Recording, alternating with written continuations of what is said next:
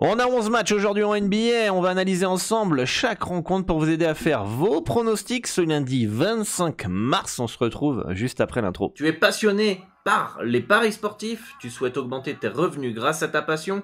Laisse-moi me présenter, je suis Aurélien Monod, plus connu sous le nom de Dorado, et je suis passé de livreur de pizza à parieur professionnel au Mexique. Alors cela fait 10 ans que je vis de ma passion et que j'aide les parieurs dans la francophonie à se créer un complément de revenus grâce aux paris sportifs. Tu en as peut-être marre des arnaques dans ce milieu, c'est pourquoi je tiens à te dire que je suis un des rares parieurs à avoir un bilan 100% certifié par une plateforme externe et parmi les tout meilleurs du site. J'ai guidé des centaines de parieurs grâce à mes pronostics ou à travers mes vidéos, mes podcasts et mes conseils. Toi aussi, tu peux réussir en obtenant ton plan d'action directement sur ta boîte mail en fonction de ton capital, de ton niveau et cela totalement gratuitement. C'est unique en France, donc ne perds pas l'opportunité d'apprendre et de gagner à mes côtés.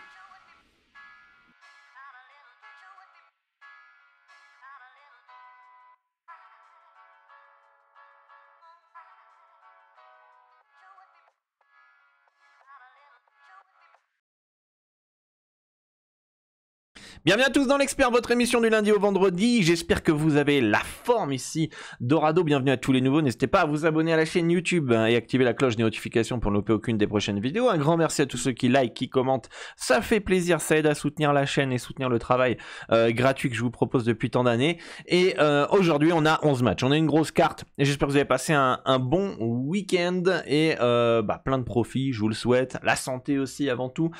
Et on a... Donc une grosse map aujourd'hui, on s'approche de la fin, ça y est, on s'approche des derniers matchs de la saison régulière avant les fameux playoffs qui vont débuter mi-avril normalement, donc il nous reste à peu près 15 jours de compétition NBA. On va aborder chaque match. N'oubliez pas qu'on prend toujours en référence les cotes de Pinacle PS3838. Pourquoi ? Parce que c'est eux qui proposent les meilleures cotes. Qui dit meilleures cotes dit plus de gains. Donc si vous voulez gagner de l'argent et plus d'argent dans les paris sportifs, faut parier sur les meilleures cotes. C'est aussi le seul bookmaker qui ne limite pas les parieurs gagnants. Donc n'hésitez pas à suivre mon tuto vidéo pour vous accompagner pas à pas. On fait les étapes ensemble. J'ai accompagné des centaines de parieurs depuis plus de 15 ans sur PS3838 à avoir un compte sur Pinacle et personne n'a été déçu des services et on peut affirmer que les retraits sont sécurisés et fiables. Mais je vous invite vraiment à suivre le tuto vidéo qui est dans la description, c'est très important, comme ça vous ne vous perdez pas dans la démarche. Vous allez voir, c'est simple, en 20 minutes c'est fait et vous avez votre compte. Donc aujourd'hui on a 11 matchs au programme les amis. On va commencer par quelle rencontre les amis? On va aller voir ça, c'est Cleveland face à Charlotte. Alors les Cavaliers de Cleveland qui viennent de perdre à Miami hier. Ils sont d'ailleurs en troisième match en 4 jours back to back, on peut le voir à l'écran ici. Donc Cleveland.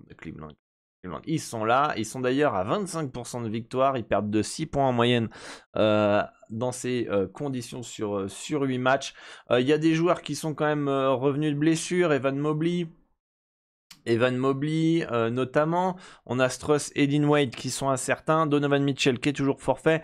Du côté des Hornets, on a beaucoup d'absences les amis. On va essayer de mettre ça en plus grand pour que vous voyez, je ne sais pas si ça marche, voilà. Mais en tout cas, ma tête ne masque plus.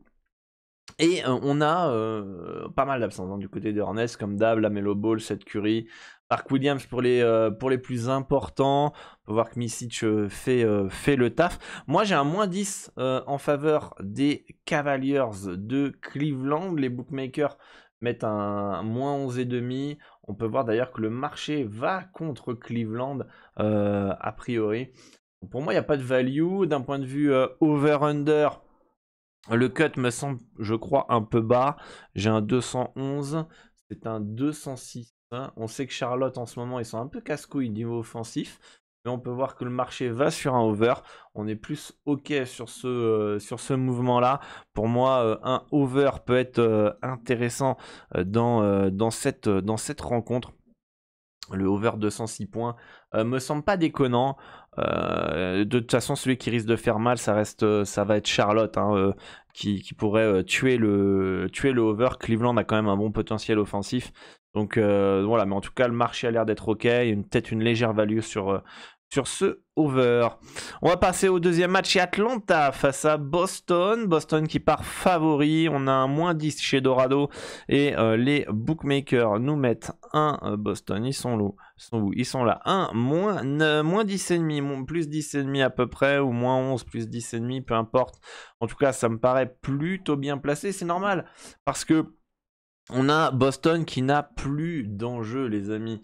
Déjà, on a Drew Holiday qui est pas là, White qui est incertain. Bon, du côté des Hawks, on a surtout Trae Young qui est absent ce soir, mais c'est surtout au niveau du classement qui fait que Boston n'est pas intéressant de toute façon d'un point de vue value, mais où il faut se méfier sur les matchs de Boston. Ils sont déjà premiers assurés à l'Est. Ils sont dans la bataille face aux Nuggets pour la première place de toute la conférence, enfin de toute la NBA, et l'avantage du terrain, mais à mon avis, vraisemblablement, ils vont avoir l'avantage du terrain, les Celtics, en cas de finale NBA. Donc il n'y a plus trop d'enjeux du côté de Boston, et du côté de... c'est joue contre qui déjà? Je sais même plus. C'est Détroit? Non. Non, c'est pas Détroit. Détroit joue New York. C'est Atlanta. Atlanta devrait s'assurer le play-in. Parce que je pense pas que Brooklyn va remonter. Et Chicago, aller chercher Chicago, ça peut être compliqué, ça peut le faire, mais l'enjeu est pas fou hein, du côté d'Atlanta. Je veux dire, c'est pas très grave si ça perd ce soir. De toute façon, pour moi, il n'y a pas de value dans cette rencontre d'un point de vue handicap. On va peut-être voir le over-under. Over-under, on a un 225 points sur les bookmakers. J'ai un 243, ça me paraît beaucoup ça. 243. On marque Boston, ils mettent 230. Donc on est au-dessus. Atlanta, donc ça c'est pour les moyennes de cette année. Hein. Atlanta, ils sont à 240 cette année. Sur les 3 derniers matchs, Atlanta est à 235. On est au-dessus. Et Boston, on est à 236. On est au-dessus. Donc forcément, logiquement, on devrait partir sur un over. On devrait partir sur un over sur ce match-là. Méfiance quand même avec des joueurs au repos potentiel du côté de Boston. Le marché va sur un under. C'est quand même un peu incompréhensible. Hein. Alors, c'est pas ma spécialité, l'over-under. Mais je trouve quand même que c'est assez incohérent. C'est assez incohérent de voir un under dans ce match-là au vu des 3 derniers matchs et stats de cette année. Le cut semble un peu bas. Dites-moi en commentaire ce que vous en pensez. Mais en tout cas, les deux équipes ont un potentiel offensif qui peut être intéressant. Donc, moi, je trouve que le cut est un peu bas. Et je trouve que le marché se trompe un peu. Mais bon, le marché, attention, hein, il a très souvent raison.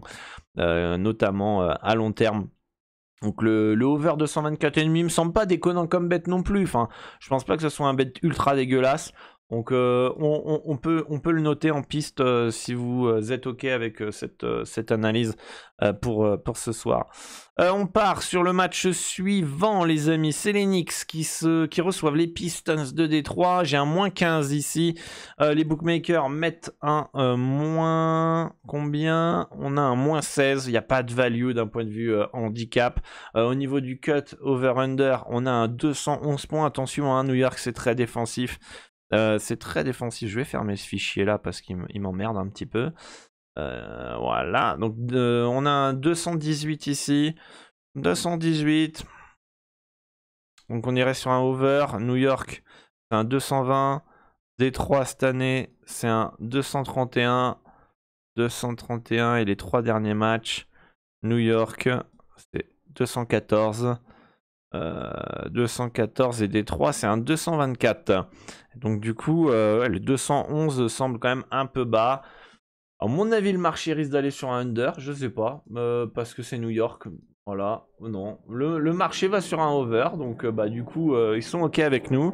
Le over 211 peut être intéressant. Moi il me semble tous bas pour le moment les over-under. Over ici, over ici, over ici, mais on sait que depuis le All-Star Game, on a une tendance under. Là, on a le marché qui est OK. Là, on a le marché qui est contre. Là, on a le marché qui est OK. Donc, on a 2 sur 3 à peu près au niveau de la tendance qui semble intéressante. En tout cas, pour moi, ça me paraît plutôt bien placé handicap. Il n'y a rien à faire de plus sur ce match-là.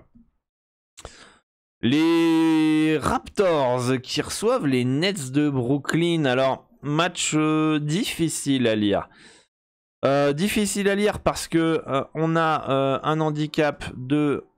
Ils sont là. De plus 6,5 et moins 7 en faveur de Brooklyn. Que Brooklyn parte logiquement favori, ça me paraît normal, parce que si on regarde un petit peu les absences, voilà, on a Scotty Barnes, RJ Barrett, Boucher, Poeltl, Quickley, Porter, qui sont forfaits du côté de Toronto. Si on regarde le classement, voilà, Toronto, ça fait une croix sur la saison. Ils sont sûrs quasiment, hein, c'est pas fait mathématiquement, mais ils sont sûrs de ne pas faire le play-in. Donc c'est en totale reconstruction les Raptors.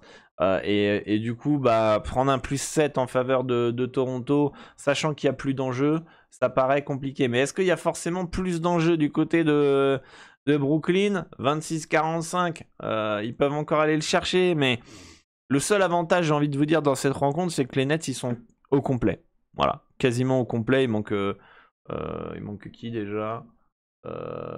Johnson, principalement. Principalement, il manque Johnson et bon, bah, évidemment Ben Simmons. Donc voilà. Du coup, partir sur un plus 7, qui pourrait peut-être être intéressant en faveur de Toronto, légèrement, hein.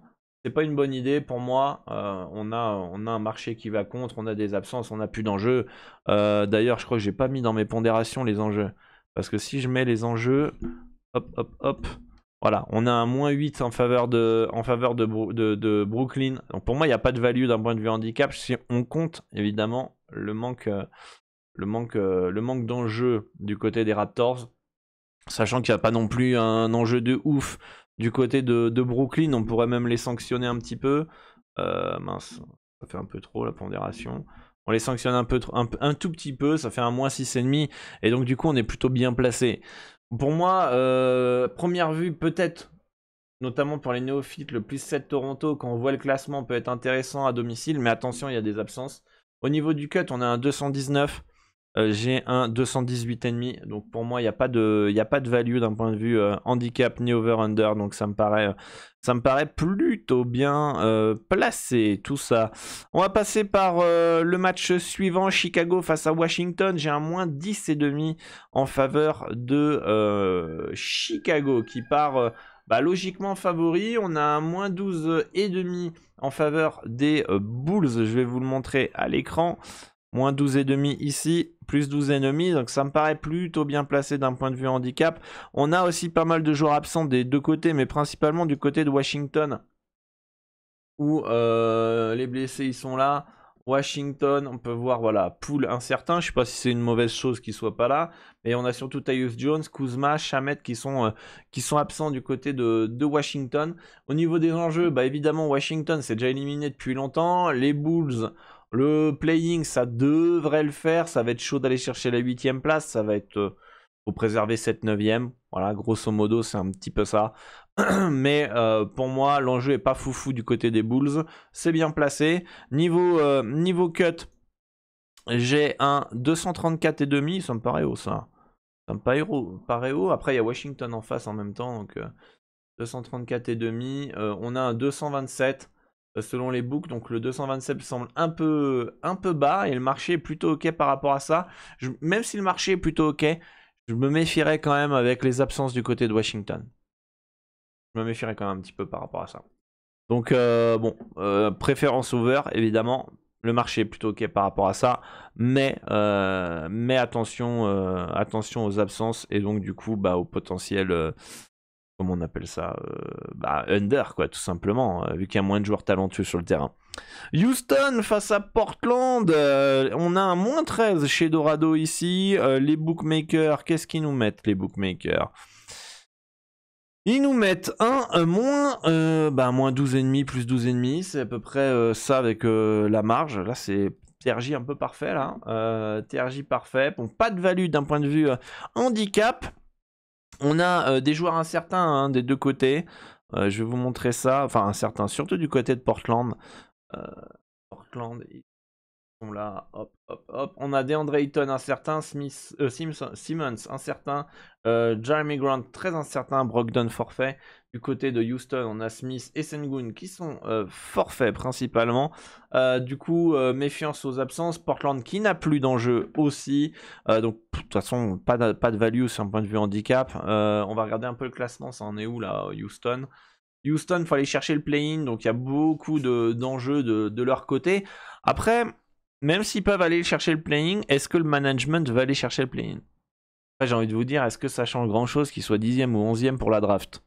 Pour moi, peut-être, hein, j'ai pas regardé les pourcentages de probabilité, mais en tout cas, ils peuvent pas aller chercher Utah, à moins qu'ils fassent exprès de perdre jusqu'à la fin de la saison.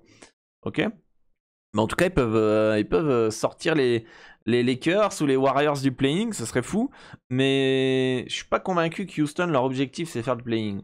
Le play-in. Je pense que c'est de faire développer les jeunes, les joueurs, etc. Construire un collectif et puis avoir un bon tour de draft pour continuer à construire. D'accord. C'est un peu plus ça l'objectif que voilà, aller chercher le play-in.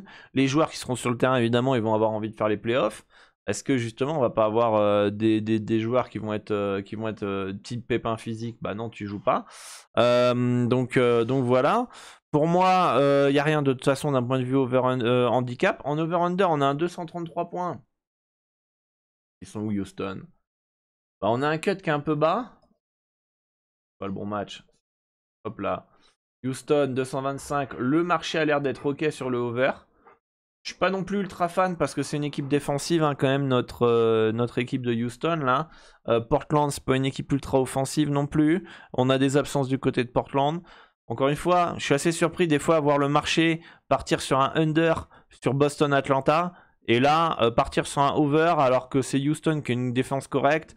On a Portland qui manque des joueurs d'un point de vue offensif.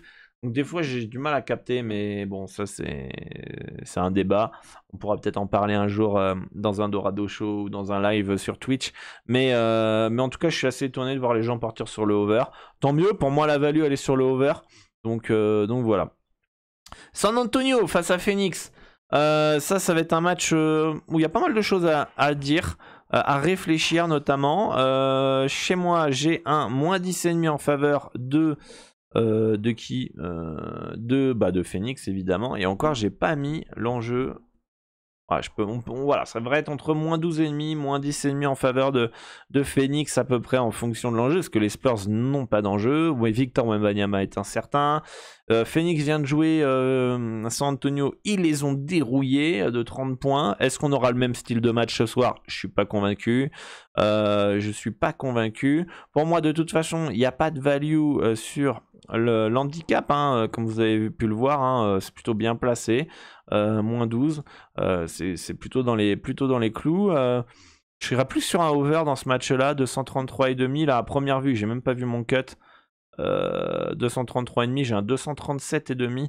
Donc la value elle est légère, mais elle est plus sur un over. Là, je serais surpris que le marché n'aille pas sur un over, hein, je vous le dis. Ou alors ce serait juste effet Victor Wembanyama. On va aller voir ça. Qu'est-ce que nous dit le marché? Le marché est plutôt ok sur le over. Là, on va peut-être avoir une tendance à nouveau over, hein, en NBA. Le marché a l'air en avoir marre un petit peu des, des under. Voilà. Donc pour moi, légère tendance over sur ce match-là, mais bon, c'est pas foufou. Donc voilà, match compliqué entre guillemets à lire. Denver face à Memphis, là aussi attention, on a beaucoup de joueurs incertains. Je vais vous montrer ça, notamment du côté de Denver. Nikola Jokic, Jamal Murray incertain. Et puis bon, bah, la liste de courses habituelle de côté de Memphis. Plus d'enjeux du côté de Memphis. Pour moi, il n'y a pas de value dans ce match-là d'un point de vue handicap. D'un point de vue over-under, on a un 219 points dans cette rencontre. Les bookmakers, qu'est-ce qu'ils nous mettent les bookmakers? On va aller voir ça. Hop. Denver, ils sont là. 215 points, on a dit. 213,5. Donc ça paraît plutôt. Ah non, on a 219, pardon. 219, légère value over. Par contre, il faudrait quand même Jamal Murray, Desmond Bane, Nikola Jokic joue si on veut un over. Sans ça, déjà que Denver, c'est une des équipes qui fait le plus de under. Memphis aussi, je crois que c'est une des équipes qui fait le plus de under. Allons voir ce que nous dit le marché, les amis. Ça va être intéressant, ça va nous donner une indication quand même. Denver. Je vois même plus, ils sont là. Bon, là, est-ce que les gens sont un over ou un under? Les gens sont un under. Donc voilà, méfiance quand même tout de même sur ce match-là, parce que ça va vraiment dépendre de qui sera là, notamment au niveau du rythme, du tempo, etc. Donc pour moi, il n'y a pas de value dans ce match. Utah face à Dallas. Utah qui part outsider dans cette rencontre. Dallas qui a un handicap de -7. Utah, on a Markkanen et Clarkson qui sont incertains ce soir, comme vous pouvez le voir à l'écran. S'ils jouent, attention, pas d'enjeu du côté de Utah, ça va être chaud d'aller chercher le play-in, comme vous pouvez le voir ici. Après, est-ce que le +9, s'il joue, il est pas déconnant? Malgré le manque d'enjeu, etc. Voilà, marché un peu... du mal un peu à se décider. Il est plus quand même sur un Dallas -9. Je serais pas sur un Dallas -9 quand même à Utah si Markkanen et Clarkson jouent. Pour moi, ça me paraît bien placé. Ça me paraît bien placé et je pense que la value, elle est plus du côté du Jazz. Le gros problème du Jazz, c'est déjà les deux meilleurs joueurs qui sont incertains et puis le manque d'enjeu, quoi. C'est compliqué. C'est compliqué en cut. Ah, un petit over peut être intéressant. Il nous dit quoi le marché? 237 points. Le marché va sur un over et que dit mon cut? Que dit mon cut? 239,5. Donc non, c'est bien placé a priori. Selon les stats. Selon les stats, ça paraît bien placé. Mais en tout cas, on aura un match offensif entre les deux équipes. Ça, c'est une certitude. Ça, c'est une certitude. Donc pour moi, peut-être préférence over, mais la value me semble plutôt très très fine. Sacramento qui reçoit Philadelphie. Alors attention, j'ai oublié de vous dire aussi que les Spurs sont en 3e match en 4 jours back-to-back. Les Pistons sont aussi en 3e match en 4 jours back-to-back et Cleveland aussi. Ça, j'ai oublié de vous le dire. Bah, non, Cleveland, je vous l'ai dit. Donc Philadelphie en 3e match en 4 jours back-to-back. Ils ont joué hier à Los Angeles et ont gagné d'ailleurs chez les Clippers. C'est belle victoire. C'est là, je vous dis, je comprends rien aux Sixers qui parfois sont nettement outsiders. Ils arrivent à gagner. Des fois, ils sont très légers outsiders. Le marché va dessus. Ils perdent, etc. Enfin bref, j'ai du mal avec cette équipe de Philly. Je sais pas trop comment la lire. En tout cas, moi ce soir, je pense que malgré le 3e match en 4 jours back-to-back, le +9 peut être un peu intéressant. Le marché est complètement neutre. Là, il n'y a pas du tout d'avis tranché sur Philadelphie ou Sacramento. Piège, c'est le 3e match en 4 jours. Très clairement, plus back-to-back, ça, c'est le très gros piège. Ils ont gagné hier, donc ça peut se faire déboîter ce soir à Sacramento. Souvent, quand une équipe se fait et en 3e match en 4 jours back-to-back et s'est fait déboîter la veille, comme Cleveland hier, ils sont chauds le soir. C'est-à-dire qu'en gros, ils ont laissé tomber le match de la veille, mais ce soir, Cleveland, par exemple, va pas le laisser tomber. C'est une théorie, il n'y a rien qui est prouvé. Quand tu as une équipe qui en 3e match en 4 jours back-to-back qui a gagné la veille, généralement, elle est moins performante le lendemain. Donc là, Philadelphie risque d'être moins performant qu'hier. D'accord? Donc, je vous le dis, j'ai du mal à lire cette équipe de Philly, notamment depuis que Joel Embiid est forfait. Covington et Melton sont très incertains. Alors s'ils jouent, ça ferait une grosse diff quand même. Ça apporte un peu plus de rotation, moins de fatigue, etc. Pour moi, donc plutôt value du côté des Sixers, +9,5. Malgré le 3e match en 4 jours back-to-back, mais attention à ça risque, c'est le gros point négatif de cette rencontre. Le cut, il est à 223 points. Le cut, il est à 223 points. On va aller voir ça, combien il est. 223. Il est à 222. Donc, plutôt bien placé. Plutôt bien placé pour moi. Donc, pas de value sur ce match-là. À part peut-être les Sixers +9,5 dans cette rencontre. Ensuite, on arrive vers la fin, là, les amis, au niveau de l'émission. J'arrive pas à retrouver mon fichier. Voilà, c'est bon, je l'ai. Et bah, c'est le dernier match. Les Clippers face à Indiana. Les Clippers en 3e match en 4 jours back-to-back. Indiana en 3e match en 4 jours back-to-back. On a un -4 ici en faveur des Clippers qui partent logiquement favoris dans ce match-là. Les bookmakers nous donnent un -6, je crois, en faveur de... Voilà, -6 en faveur d'Indiana, en faveur des Clippers contre Indiana. Donc pas de value, ça paraît plutôt bien placé. La value, elle serait peut-être légèrement, si en tout cas j'ai raison à 100% et je suis ultra précis, la value, elle est plus sur le +6 Indiana. Et en termes de cut, je trouve que le over 233 points peut être intéressant puisque j'ai un cut à 250 points, ce qui me paraît un peu abusé, mais... on va voir ce que nous dit le marché. Est-ce que déjà les gens vont sur du Indiana? Bon, là c'est très très fine value. Le marché est, voilà, se bat encore. Il n'y a pas de prise de décision. Et le cut, est-ce qu'un le over 233 semble intéressant? Ouais, le over 233 points semble intéressant dans ce match-là. Voilà les amis pour cette map NBA. On va faire un petit récapitulatif très vite fait, sans sélectionner, parce que les gens, c'est des petits malins, ils vont aller vers la fin. Ils ont dit, ah tiens, Dorado, il fait une petite sélection très rapide. J'ai juste allé à la fin, regarder, parce que moi, je suis malin. Et puis je vais regarder. Donc le over 233 points Indiana Clippers, why not? Ok. Philly plus 9,5, why not? Qu'est-ce qu'on a? Ouais. Je suis en train de voir les over. Il y a des over, ok, le marché, ok. Mon algo dit que c'est over, etc. Je suis pas chaud. Over Phoenix San Antonio, why not?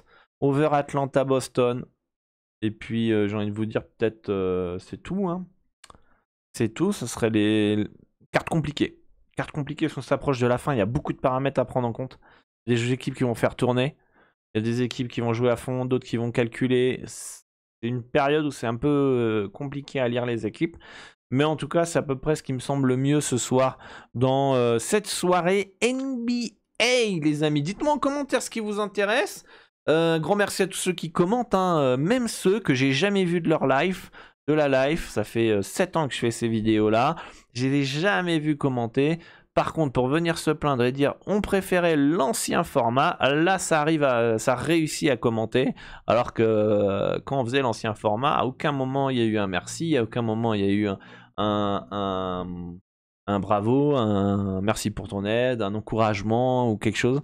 Par contre, c'est ça qui est ce que disait, je crois que c'est Philippe sur le groupe Telegram qui disait les gens pour se plaindre, ils savent commenter, par contre pour soutenir, ils ne savent pas commenter ou liker, etc. Et c'est très très vrai. Moi je peux vous dire que ces émissions me prennent beaucoup moins de temps à faire de cette manière. J'ai vu que le watch time a été multiplié par 2 ou par 3, entre 2 et 3, c'est le temps de visionnage de la vidéo. Ça veut dire que les gens regardent beaucoup plus ce format, on fait tout autant de vues, on fait peut-être même plus de likes, on a une audience beaucoup plus saine. Ok. Et en tout cas, c'est un format qui me demande encore une fois moins de boulot. Le watch time et les stats en augmentation. La communauté elle est plus saine. Ok. D'ailleurs, le watch time, qu'il soit 2 fois à 3 fois plus élevé, montre aussi à quel point les gens étaient allés sur les diapos, c'est tout, ils regardaient pas. Et c'est pour ça qu'on allait sur les... quand il y a des gens, ils rejoignaient le groupe de discussion, etc. On voyait tout de suite qu'ils n'écoutaient pas la vidéo. Le disclaimer, misez de l'argent que vous êtes prêt à perdre, etc. Et ne l'écoutez pas. Pourquoi? Parce qu'en fait, ils ne regardaient pas la vidéo. Ils allaient au passage qu'ils étaient intéressés.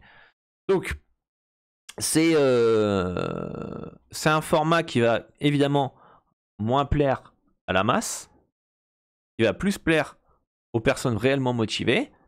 J'ai envie de vous dire encore une fois, c'est un conseil d'amis, arrêtez les paris sportifs si pour vous, c'est trop dur de regarder une vidéo de 20-30 minutes qui va vous permettre d'avoir toutes les informations, les tenants, les aboutissants pour faire vos pronostics, des pronostics de NBA de qualité, et ça gratuitement.